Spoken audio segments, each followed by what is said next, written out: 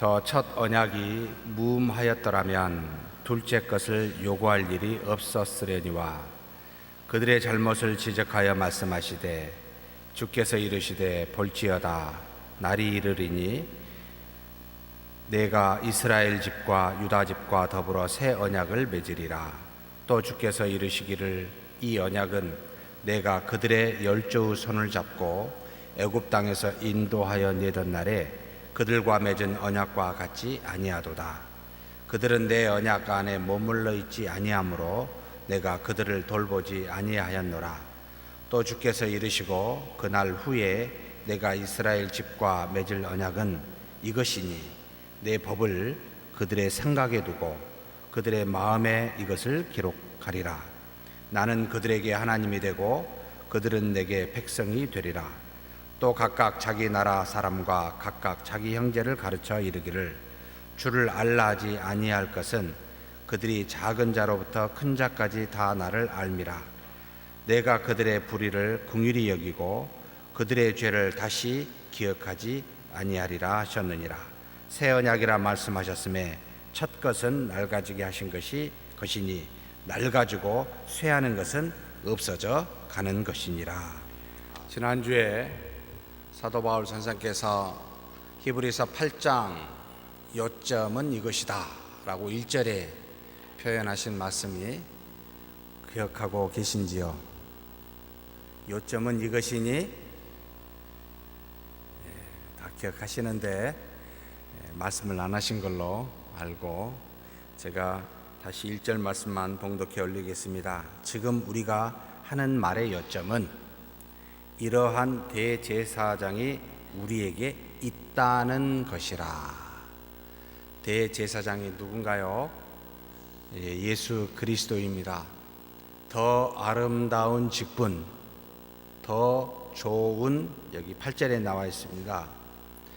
6절에 더 아름다운 직분, 더 좋은 약속, 더 좋은 언약의 중보자를 가리켜 예수 그리스도를 말하는데 왜 그렇죠? 더 좋은 직분은 이 땅에 있는 구약의 제사장들과 같이 잠깐 있다가 죽게 되고 또 잠깐 있을 동안에도 무음하지 아니하여 죄가 있어 하나님 앞에 나아가 백성의 죄를 대속하기 위해서는 먼저 자신의 죄를 대속하여 하나님께 그 은혜를 받고 그리고 난 다음에만 들어갈 수 있는 결함 있고 한정 있는 제사장이 아니라 영원하신 대제사장이요 아무 죄가 없는 무음한 대제사장이에 더 좋은 직분을 갖고 있습니다. 또 여기 있는 더 좋은 약속이라고 말했습니다. 무엇을 말할까요? 이 땅에 있는 회막이라고 하는 하나님이 임재하여 역사하신다고 하는 그 장소, 그래서 그곳을 거룩하다 하여 성소와 지성소라고 부르고 있는 그 장소에 있는 그 모형은 실체가 아니요 하나님의 나라에 하늘에 있는 것의 한 그림자이다. 그런데 하나님의 아들 예수 그리스도 영원한 대제사장으로서 그분은 하늘에 있는 성전, 그것의 실체의 대제사장으로서 직분과 더 좋은 하나님의 나라라는 그와 같은 성전을 가지고 있고, 이 땅에 있는 아론의 후손으로 나온 일반적인 제사장은 모형으로 만들어진 곳에서 그 하나님의 나라를 구현하고 있는 하나의 그림자이니 훨씬 더 좋은 약속을 갖고 있습니다. 그래서 예수 그리스도는 구약의 제사장보다 더 좋은 중보자라, 더 뛰어난 중보자라 라는 표현을 써서 우리에게 이야기하는데, 이분이 어디 있어요? 우리와 함께 있다, 여기 있다 라고 먼저 우리에게 있다라는 것을 지금 바울이 우리에게 요점으로 말해주고 있습니다. 그분은 우리와 함께하고 있습니다 라는 것을, 그러면서 우리가 읽은 오늘 본문의 말씀을 추가하여 설명하고 있습니다. 7절에 보니까 만약 첫 번째 첫 언약이 무효하였더라면 둘째 것을 요구할 일이 없었으려니와. 첫 번째 것이 무엇입니까? 바로 모세의 율법을 말합니다. 이것이 무효하였더라면, 흠이 없었더라면 두 번째 언약은 무엇이죠? 예수 그리스도입니다. 예수 그리스도가 요구되어지고 이 땅에 오실 필요가 없었을 것이다. 첫 번째 것이 흠이 있었기 때문에, 무음하지 아니하였기 때문에 두 번째 것이 요구되어졌다라고 가르치면서, 첫 번째 것이 왜 흠이 있습니까? 첫 번째 모세에게 준 율법은 왜 무음하지 않습니까? 라고 이제 묻게 되지요. 어떻게 해서 문제가 있다고 보일까요? 하나님의 뜻, 율법입니다. 하나님이 누구신가? 하나님의 뜻이 무엇인가? 하나님의 택한 백성은 아브라함의 혈통으로만 되는 것이 아니라, 그것이 기본이지만, 그러나 택한 백성이 택하신 하나님에 대해서 알아야 되지 않겠느냐? 최소한 내가 누구고 내 뜻이 무엇인지는 알아야 되지 않겠느냐라고 해서 주신 것이 모세에게 준 율법이었습니다. 그런데 이 율법은 내 뜻이 이러한데 그 뜻을 어떻게 하라고 요구하고 있습니까? 순종하라고. 무엇으로 순종하라고요? 하나님의 율법을 순종해야 되는데 무엇으로 순종하라고요? 행위로. 너희가 이 땅에서 내 뜻이 이러한데 너희 행위를 가지고 내 뜻을 따라 순종하라 라고 요구하고 있는 것이 바로 율법입니다. 결과적으로 이 행위의 의의로 요구함을 받은 우리는 그 율법의 의의를 이룰 수가 있었을까요? 없었을까요? 없었지요. 결과적으로 실패했습니다. 결국 율법은 인간을 구원에 이르지 못하게 하고, 대신 구원을 이룰 수는 없었지만 구원받지 못한 너의 정체가 뭐다? 죄인이다 라는 것을 깨닫게 하는 정도로 그치는, 정죄하는 정도로 그치는 것이 모세의 율법이었습니다. 그래서 하나님께서 하나님의 뜻을 주어 그 백성을 구원하시고자 주신 그 행위의 율법이 페일했다는 겁니다. 그래서 무음할 수가 없었습니다. 흠이 있을 수밖에 없었습니다. 하나님의 의에 이를 만한, 행위로 이를 만한 사람이 아무도, 택한 이스라엘 백성 밖에 말고요, 그냥 택하신 하나님의 아브라함의 후손인 그 이스라엘 백성에게 그 행위의 요구를 원했는데 결국은 그 구원에 이를 수 있는 사람이 한 사람도 없어 하나님의 영광에 이를 수 없는 사람은 아무도 존재하지 아니하였습니다. 사실 율법은 완전하지만 율법을 지키는 인간은 정말 죄송하게도 완전치 못하였던 겁니다. 그래서 완전치 못한 죄인이었기에 완전한 율법을 행위로 지킨다는 것은 불가능하였고, 결국은 행위의 의의를 이루지 못하여 하나님으로부터 심판받을 자로, 정죄를 받을 자로 낙인 찍힐 수밖에 없는 형편에 처했습니다. 율법이 오기 전에도 죄가 있었고 율법이 온 뒤에도 죄가 있었지만, 율법이 오기 전에는 아무도 정직치 아니하였으나 이제는 율법이 온 다음에 하나님의 뜻을 명확하게 깨닫고 난 다음에는 그들의 행위를 보고 하나님의 뜻을 어긴 죄인이라고 정죄하여 오히려 심판에 이르게 하였으니 고통을 더하게 되는 그런 상황에 처하게 된 겁니다. 하나님은 그걸 아셨을까요? 모르셨을까요? 아셨겠지요. 그러면 무대책으로 할 수 없는 일들을 자녀에게 하게끔 해놓고 무대책으로 가만히 바라봤겠습니까? 혹시 우리 자녀들에게 막 뭘 원해요. 그래? 한번 해봐라 라고 주면서 한번 된통 혼 좀 나봐라 라고 하는 뜻으로 준 부모는 없으시지요? 혹시 있으십니까? 죄송합니다. 그렇지 생각 안 하지요? 이걸 통해 깨달으라. 너가 할 수 없는 너 자신을 깨달으라. 우리 자녀들이, 여러분 공부를 잘하고 싶을까요? 못하고 싶을까요? 나는 반에서 꼴등 나고 싶어요 하는 자녀 있습니까? 아무도 그렇게 생각하는 학생들은 없습니다. 다 공부 잘하고 싶은데 왜 어떤 사람은 공부를 잘하고 왜 어떤 사람은 공부를 못할까요? 다 마음대로 되지 않는다.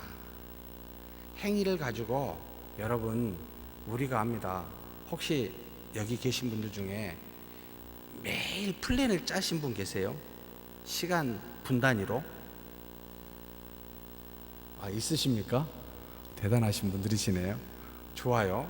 혹시 그걸 다 지켜보셨습니까? 제가 학교 다닐 때마다 선생님께서 중학교, 고등학교로 기억이 됩니다. 꼭 방학 되기 전에 방학 뭡니까? 시간표를 짜라고 하는 거예요. 한 번도 한 번이 아니라 하루도 지켜본 적이 없는데 그걸 왜 하는지. 혹시 우리 부모님도 우리 자녀들에게 책상 앞에다 시간표 그렇게 붙여서 해보라고 여러분 하지 마십시오. 죄책감만 들게 하고 무능하다는 생각만 하게 하고 나중에 포기해버립니다. 안 되는 존재입니다. 우리도 못했는데 왜 자녀한테 강요하십니까? 여러분, 율법은 우리에게 할 수 없었던 것을 우리 자신을 알게 했습니다. 완전한 율법이었습니다. 하나님의 완전한 뜻을 주었습니다. 정말로 율법을 지키면 여러분 구원에 이를 수 있습니다. 그런데 그것을 지킬 수가 없었던 게 우리입니다.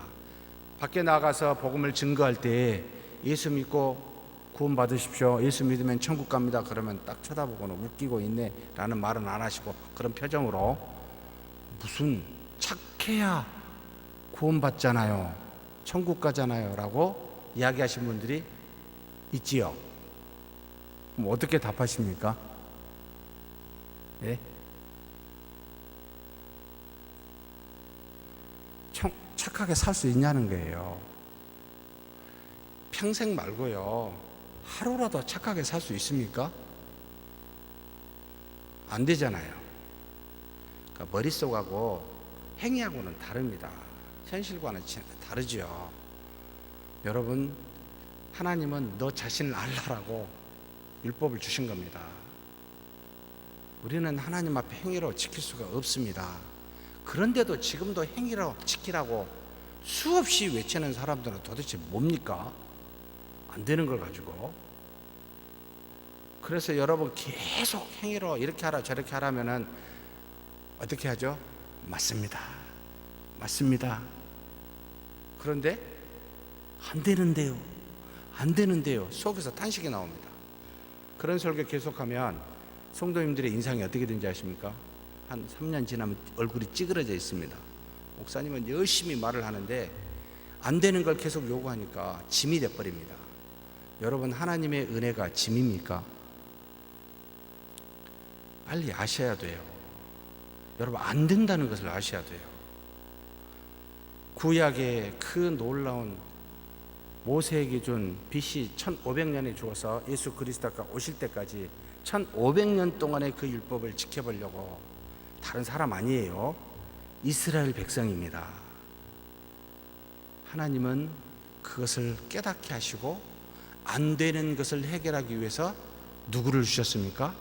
공짜로 얻을 수 있는, 값없이 얻을 수 있는 그 의를 주시기 위해서 1500년 동안 참으시면서 여러분 우리로 깨닫게 하신 겁니다.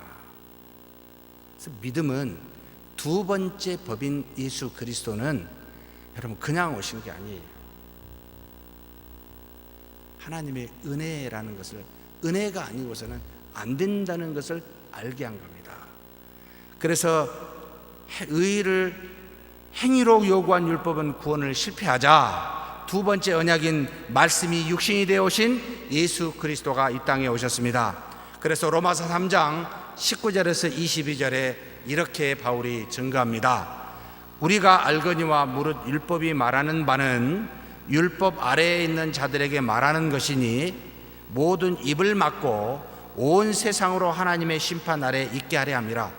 하나님의 율법을 줘서 행위로 하라고 했었는데 아무리 해도 안 되니까 전부 하나님의 심판 아래 있음을 깨닫게 합니다. 정죄받을 수밖에 없는 우리임을 알게 했다는 겁니다.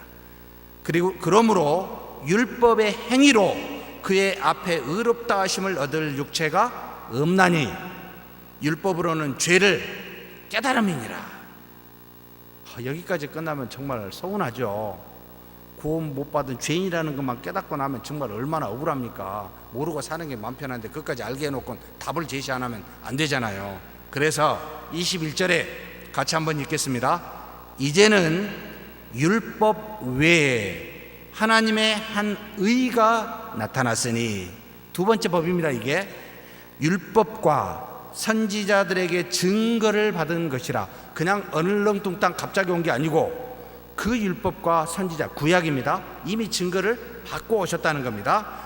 22절 같이 읽겠습니다. 곧 예수 그리스도를 믿음으로 말미암아 모든 믿는 자에게 미치는 하나님의 의, 차별이 없느니라. 하나님의 또 다른 의, 율법에 또 다른 게 줬는데 뭐요? 곧 예수 그리스도를 믿는 그 믿음, 모든 믿는 자에게 미치는 의라는 겁니다. 이건 차별이 없습니다. 행함을 조금 하거나 행함을 많이 했거나 아예 못했거나 상관없이 믿기만 하면 다 차별 없이 주시는 의, 믿음의 의였습니다.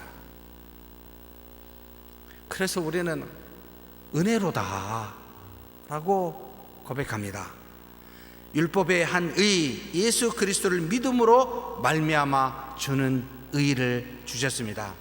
그래서 로마서 3장 28절에 다음과 같이 말합니다. 그러므로 사람이, 같이 읽겠습니다. 의롭다 하심을 얻은 것은 율법의 행위에 있지 않고 믿음으로 되는 줄 우리가 인정하노라. 믿으십니까?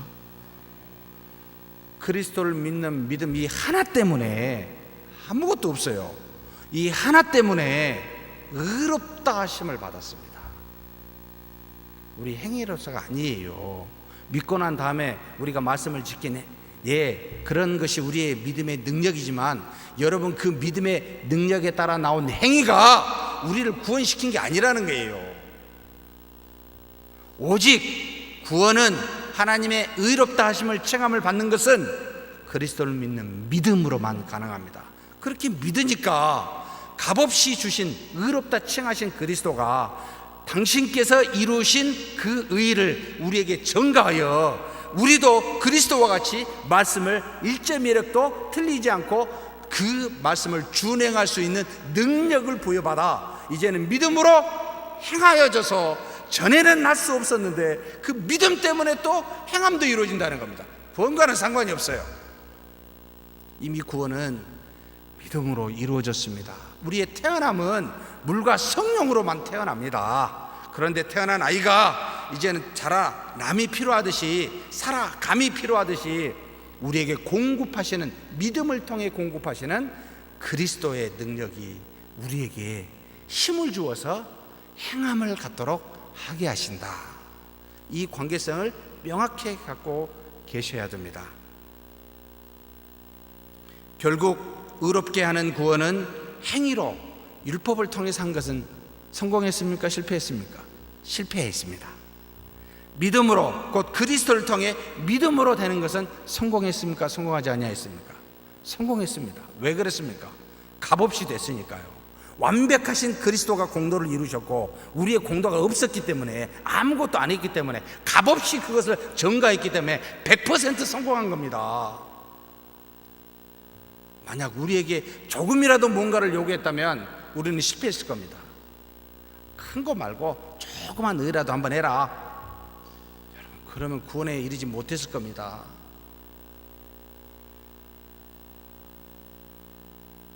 그래서 첫 번째 율법은 실패하여 두 번째 것인 예수 그리스도가 필요할 수밖에 없었다라고 먼저 바울은 증거합니다. 그래서 8절에 다음과 같이 이야기합니다. 그것들의 문제를, 그것들은 율법에 나와 있는 내용을 말합니다. 여기 지금 우리 한글 성경 그들을 그랬더니 사람으로 생각하는데 율법에 나온 내용들, 그것들의 문제를 지적하면서 말씀하시되 주께서 이르시기를, 자, 에레미야서 31장 31에서 34절을 그대로 인용한 바울입니다. 에레미야서 읽어도 되고 이 말씀을 읽어도 될 만큼 거의 유사하게 약간 다릅니다만 똑같이 인용을 했다고 보면 됩니다. 보라, 날들이 이르리니 어떤 날이 올 것이다. 그 날은 언제인지 모른다. 에레미야는 언제입니까? BC 한 620년에서 마지막 요시야 때부터 시드기야 마지막 왕 때까지 애굽으로 끌려가기 전까지 활동했었던 유다의 마지막 선지자 중에 하나이기도 합니다. 예수님께서 오시기 이전에 600년 전에 말하는 내용입니다. 보라, 날들이 이르리니 내가 이스라엘의 집과 유다의 집과 새로운 언약을 맺으리라. 600년 전에 하나님께서 예언자 선지자인 이 에레미야를 통해 말씀하고 있습니다. 이 율법이 온전치 못하여 결국 구원에 이르게 할 만한 능력을 제공하지 못하므로 어떤 날이 올 텐데 그날은 내가 새로운 언약을 맺게 할 것이다, 맺을 것이다 라고 지금 미리 이야기하고 있는 내용입니다. 그러면서 뭐라고 이야기합니까? 9절입니다. 주께서 이르시기를 애굽으로부터 그들을 인도하려고 내가 그들의 손들을 붙잡았던 날에 그들의 조상들과 맺었던 언약과 같지 아니하니. 이것은 뭐죠? 모세를 통하여 첫 언약이었던 모세의 율법을 맺을 때의 당시를 상황을 설명하고 있습니다. 애굽의 종살이로부터 아브라함의 택한 백성을 아브라함과 이삭과 야곱의 언약을 기억하시고 하나님께서는 그 고통 중에 있는 애굽의 종살이에 있는 그 고통 중에 있는 백성들을 구원하시는 중에 이스라엘 백성에게 10가지 재앙으로 권능을 나타내사 하나님이 유일하신 신임을 전에 한 번도 경험하지 못하고 조상으로부터 내려온 우리는 택한 민족이라고만 알았던 애굽의 종살이를 했던 이 이스라엘 민족에게 하나님이 직접 능력을 나타내사 유일한 신이 나다라는 것을 보여주시고, 그리고 그들을 모세를 통해 하나님의 산 호렙산 또는 신의 산이라고 하는 곳에 3개월에 걸쳐서 데리고 간 다음에 그들에게 정결케 하고 난 다음에 모세를 호렙산 끝으로 올려서 여러분 구름 중에 임하여 모세에게 율법을 주셨습니다. 이것을 지금 말합니다. 내 선조들에게 손을 내밀어서 이끌었을 때 내가 준 것이라고 표현하고 있습니다. 율법에는 3가지가 있었습니다. 무슨 법이 있죠? 우리 성도님들이 이런 것은 조금 어렵지만 기억해 둘 필요가 있습니다. 다 율법 안에 있는 내용은 하나님이 주신 말씀이지만 후대에 이르러서 예수 그리스도께서 오심으로 유지되고 있는 것, 원리 원칙은 적용하는 것, 나머지는 없애는 것 해서 그 율법 안에 보존할 것과 버릴 것을 구별했습니다. 첫째는 도덕법, 십계명과 같은 것은 그리스도께서 오셔도 사라지지 아니하고 여전히 유효한 법으로 알고 도덕법이라, 또는 민족법, 시민법이라 해서 50부장, 100부장 이런 내용들이 있잖아요. 이것은 똑같이 그렇게 할 필요는 없지만 그런 원리를 생각해서 지금의 삶에 적용하는 시민법, 그 다음에 안 해도 될 것, 아니 절대 해서는 안 될 것, 바로 예수 그리스도께서 십자가에서 제사장으로서 어린 양으로서 다 감당했었던 여러분 제사법, 절기 이와 같은 것은 폐지되었다 해서 3가지 이 법, 율법 안에 있습니다. 이것을 모세를 통해 주셨습니다. 그것만 준 건 아니었습니다. 뭘 줬습니까? 하나님을 만날 만한 곳도 제공하십니다. 회막이었습니다. 그대로 그 모형을 보여주사 하나님이 그곳에 계시니 너희들이 언제든지 이 땅에 와서 그곳에서 하나님을 만나 그 말씀을 경청하라고 회막도 허락하여 짓게 하셨습니다. 율법을 주셨고 그 다음에 하나님을 만날 만한 장소 허락하사 하나님의 백성으로서 필요한 것을 다 주게 됩니다. 그런데 이것을 이스라엘 백성이 어떻게 했어요? 9절에 뭐라고 이야기합니까?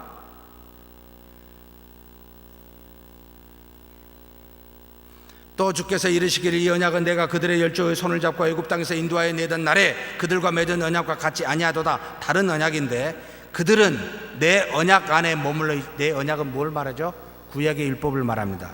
그들은 내 언약 안에 머물러 있지 아니하므로. 이것은 에레미야서를 조금 다른 표현으로 에레미야서에 나와 있습니다. 에레미야서 31장 32절에 보면 이렇게 표현하고 있습니다. 이 언약은 내가 그들의 조상들의 손을 잡고 애굽 땅에서 인도하여 내던 날에 맺은 것과 같이 아니할 것은 내가 그들의 남편이 되었어도 그들이 내 언약을 깨뜨렸음이라. 이렇게 내가 그들의 남편이 되었는데 그들이 이 언약을 깨뜨렸다라고 에레미야에서는 기록하고 있고, 바울은 이것을 조금 다르게 해석해서 표현하고 있습니다. 무엇으로 말하고 있습니까? 여기 9절에 그들과 맺은 언약과 같이 아니하도다. 그들은 내 언약 안에 머물러 있지 아니하므로. 같은 말이죠. 언약을 깨뜨렸다, 언약 안에 머물러 있지 않다. 그런데 조금 더 이 율법을 지키지 못하고 다 보아왔었던 바울이 좀 더 정확한 표현을 합니다. 내 언약 안에 머물러 있지 않았다라는 말을 씁니다. 언약을 깨뜨렸다는 말보다 의미가 한 가지가 더 있습니다. 무엇을 말합니까? 구약의 에레미야서는 주신 언약을 깨뜨린 것, 그러니까 지키지 못하고 불순종한 걸 말하는데, 이것보다 사실 바울은 두 번째 것을 더 크게 그 언약 안에 있지 않았다라는 말을 표현하면서 주신 언약을 진정으로 지키려 하지 않았다는 말을 쓰고 있습니다. 여러분, 언약을 지킬 수 없음을 바울이 알아요. 도저히 하나님의 율법을 지킬 수 없음을 알았어요. 문제는 지킬 수 없는 것이 문제가 아니고, 지킬 수 없더라도 그 언약 안에 있지 않는 어떤 사람이라고 그랬습니까? 가식하는 자들아.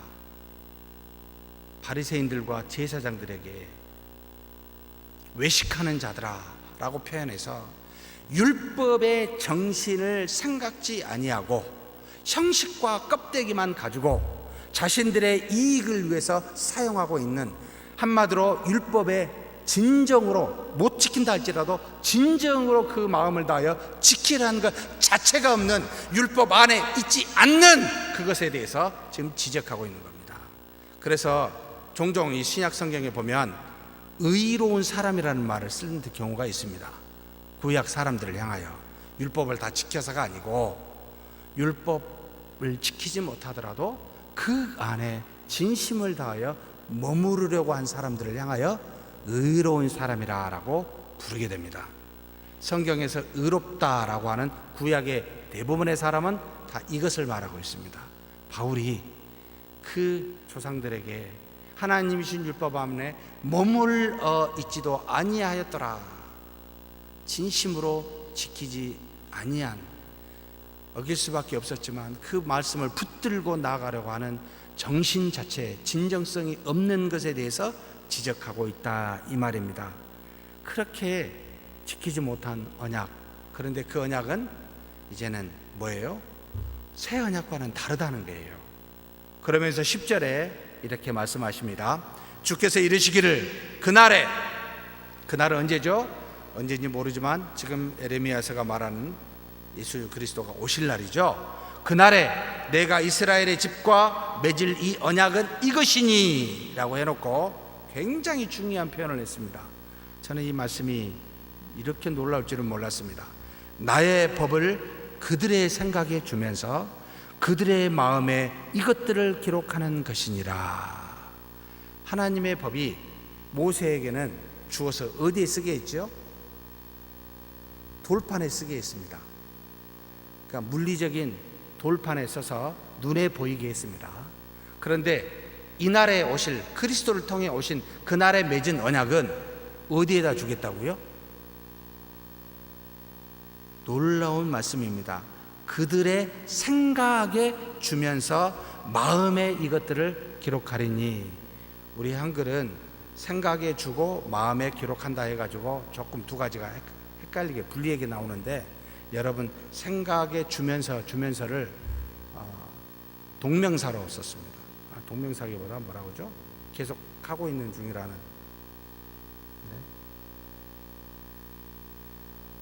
뭐 하고 있는 중이란 뭐 그런 거 있어요. 내가 여기 보면 생각에 주면서 마음에 기록한다 이 뜻입니다.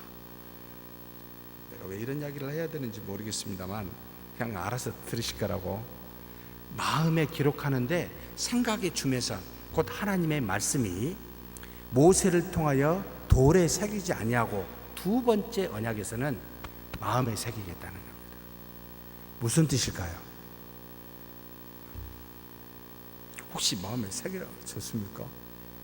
이거 까봐야 될 것 같은데 무슨 뜻입니까? 이 말씀은 결론적으로 성경의 저자가 누구죠? 성령의 하나님입니다. 성령의 감동으로 선지자에게 임하여 말씀을 주셨고, 그리고 또 우리에게도 신약 성경을 주신 분이 다 성령이신데, 그 성령의 하나님이 그 말씀을 어디에서 쓰시겠다? 우리 마음에 쓰시겠다. 이 말은 다른 말로 말하면 그 성령의 저자가 어찌하겠다? 밖에 계시지 않고 우리 안으로 오시겠다는 겁니다. 곧 내주하시겠다는 말입니다. 고린도후서 1장 22절 몇 가지, 한 4가지 신약 성경을 한번 찾아봤으면 좋겠습니다. 같이 한번 읽겠습니다. 그가 또한 우리에게 인치시고 보증으로 어디에 성령을 주셨어요? 마음에 성령이 계십니다. 그래서 성령의 좌소는 뭐죠? 마음입니다. 마음은 어디 있습니까? 이건 이제 곤란합니다. 모르겠습니다. 그냥 알아서 생각하십시오. 우리 안에 어디에 있겠지요? 여기라 갈 수도 있고 여기라 할 수도 있고 둘 중에 하나일 거라고 보이고 아니면 전체일 수도 있고요. 셋 중에 하나입니다. 역사적으로 이 셋 중에 하나로만 이야기했기 때문에 저는 어딘지 모르겠습니다. 어찌됐든 마음에 성령이 계십니다. 성령을 마음을 주셨다고 했기 때문에, 자, 성령이 우리 안에 오셨다는 거죠. 로마서 2장 29절에 같이 한번 읽겠습니다. 오직 이면적 유대인이 유대인이며 할례는 마음에 할지니 영에 있고 율법 조문에 있지 아니한 것이라. 그 칭찬이 사람에게서는 아니요 다만 하나님에게서니라. 바울은 할례를 밖에 받는 게 아니고 마음에 영에 받는다는 겁니다. 무슨 뜻입니까? 지금 고린도후서 말씀과 똑같은 겁니다. 성령이 우리 안에 내주하사 우리 마음을 할례 받은 자로, 구약의 아브라함의 조상을 둔 바로 백성들처럼 신약의 영으로 곧 이면적 할례를 받은 자가 참 유대인 하나님의 백성이요 자녀다라는 걸 증거하여 율법 조문에 있지 아니하고 마음에 있습니다, 영에 있습니다 라는 말을 쓰고 있습니다. 그 다음 요한복음 14장 26절, 너무나도 중요한 말씀인지 지난번에 우리 예배 때 주일날 배웠죠. 같이 읽겠습니다. 보혜사 곧 아버지께서 내 이름으로 보내실 성령, 그가 너희에게 모든 것을 가르치고 내가 너희에게 말한 모든 것을 생각나게 하리라. 가르치고 생각나게 하신 분이 어디 계셔요? 우리 안에서 뭘 하셔요? 주무시는 게 아니고 여러분, 하나님이 주신 말씀, 그리스도가 우리에게 하신 말씀을 생각나고 가르치게 하신다는 겁니다. 마음판에 새긴다는 말이 이거구나. 성령이 하나님이 내주하셔서 어디 새겨져 있지 않는데 갑자기 생각이 납니다. 혹시 생각나신 적이 없으신가요? 그러면은 내가 멍청한 게 아니에요. 멍청하든 다 주시는데 성령님이 안 계신 겁니다. 생각나게 하시고 가르치십니다. 무슨 말입니까? 하나님의 뜻이 뭐다, 하나님의 뜻이 이건 아니다, 죄와 의를 분별할 수 있도록 마음속에서 분명하게 말씀하십니다. 이것이 마음판에 새겨진 말씀이라는 거였습니다. 이걸 조금 더 구체적으로 야고보서는 이렇게 표현합니다. 야고보서 1장 21절 같이 읽겠습니다. 그러므로 모든 더러운 것과 넘치는 악을 내버리고 너희 영혼을 능히 구원할 바 마음에 심어진 말씀을 온유함으로 받으라. 성령의 하나님이 지속적으로 우리에게 주신 말씀, 심어져 있는 말씀으로 뭐하라고요? 그것을 받으라는 거예요. 그리하면 우리는 하나님의 의를 이 땅에서 이룰 수가 있게 됩니다.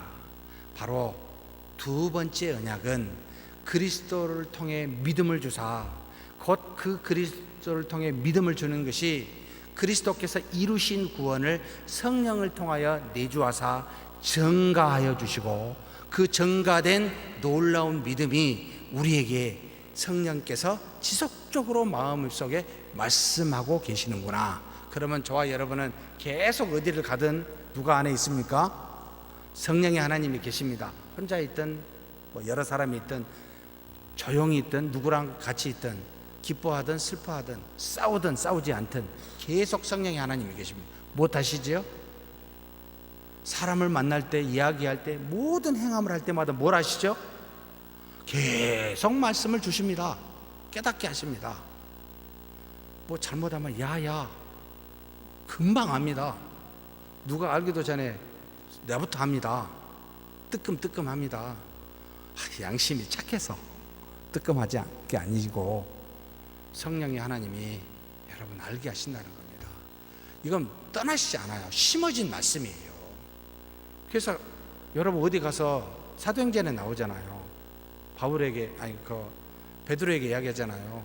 잡혀가거든 걱정해요, 안 해요? 걱정할 이유가 전혀 없어요. 무슨 말을 해야 될지. 왜요? 무슨 말을 해야 될지 다 생각나게 하시겠다는 겁니다. 내 안에 계신 하나님이요. 걱정하지 말라는 겁니다. 하나님의 뜻을 모르겠다고 말하지 말라는 겁니다. 전부 다 안다는 겁니다. 그러면 알면서도 안 지키면 불순종이 되지요. 죄의 열매를 맺게 됩니다. 근데 알아요, 나는. 다른 사람 몰라도. 이게 마음에 심어진 두 번째 언약의 놀라운 은혜라는 겁니다. 그 말씀이.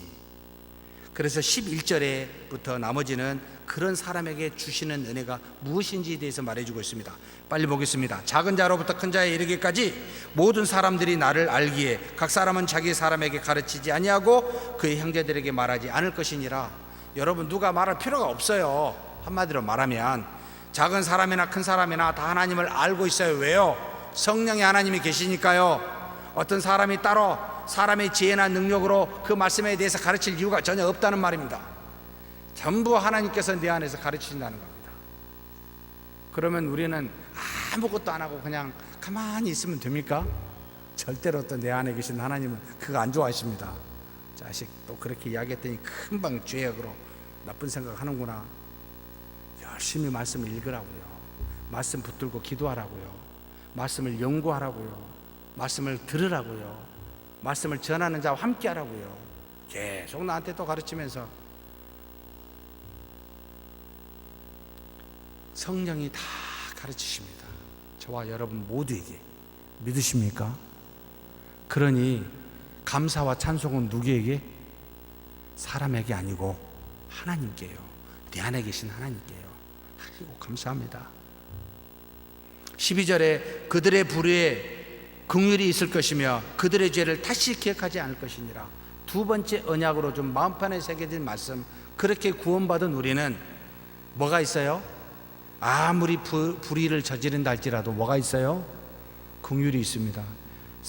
용삼이 있다는 겁니다. 여러분, 우리는 어떤 죄를 지어도 사함을 받습니다. 믿으십니까? 그랬더니 또 아무 죄나 지어도 되겠네 라고 생각하는 사악한 마음이 확 한쪽에서 떠오르죠. 아니라는 것을, 야 자식아 넌 엄마 그러면 안 돼 라고 또 누군가 말하시죠. 성령의 하나님이 우리에게 나오는 육체의 소욕에 대해서 지적하는 거죠. 여러분, 우리는 사함을 받습니다. 그래서 왜 우리가 정죄하냐는 거예요. 다른 사람을 향하여.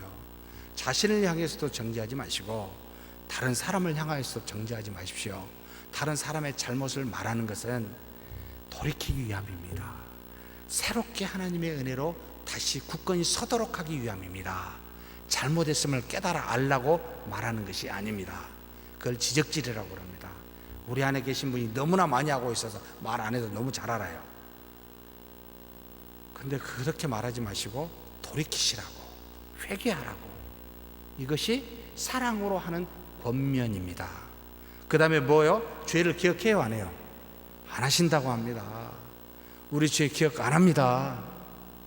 근데 우리는 사람의 잘한 것은 하나도 기억이 안 되고 어떻게 잘못한 것만 기억이 쏙쏙 돼 있는지 모르겠습니다.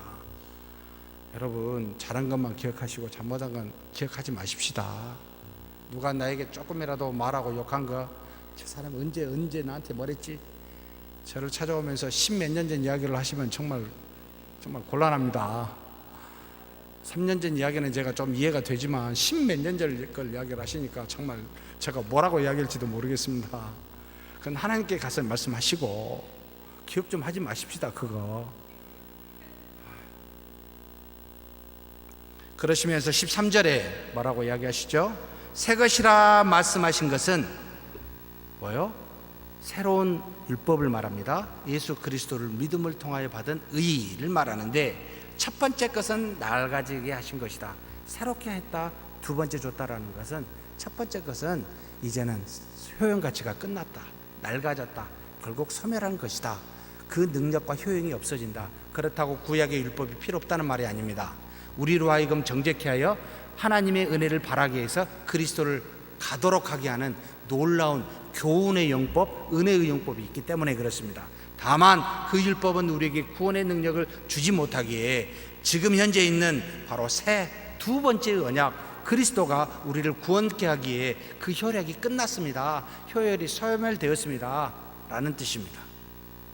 사랑하는 성도 여러분, 그러니 그리스도만 붙잡는 것이 당연하지 않겠습니까? 믿음만 여러분 강조하는 것이 당연하지 않겠습니까? 이 믿음으로만 구원이 되고 믿음을 통해서 능력이 나타나 행할 수 있는 은혜를 있기 때문에 믿음만 이야기하는 겁니다. 솔라 피데라는 말을 그래서 쓰고 있습니다.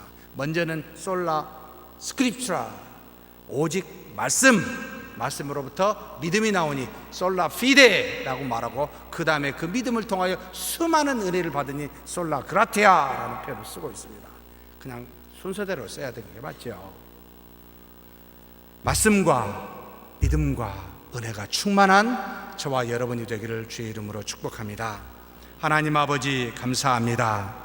우리가 말씀을 통하여 옛 언약이었던 모세의 율법은 우리를 구원치 못하고 정죄케 하는 데 이르렀지만, 그래서 이 땅에 우리 주 예수 그리스도를 보내사 율법 외에 또 다른 한 의, 그리스도를 믿는 믿음으로 의롭다 함을 받을 수 있도록 차별 없이 주는 그 믿음의 의로 우리에게 허락하여 주셨사오니, 그리스도만 붙잡고 믿으며 나아가는 우리 모두가 되게 하여 주옵소서.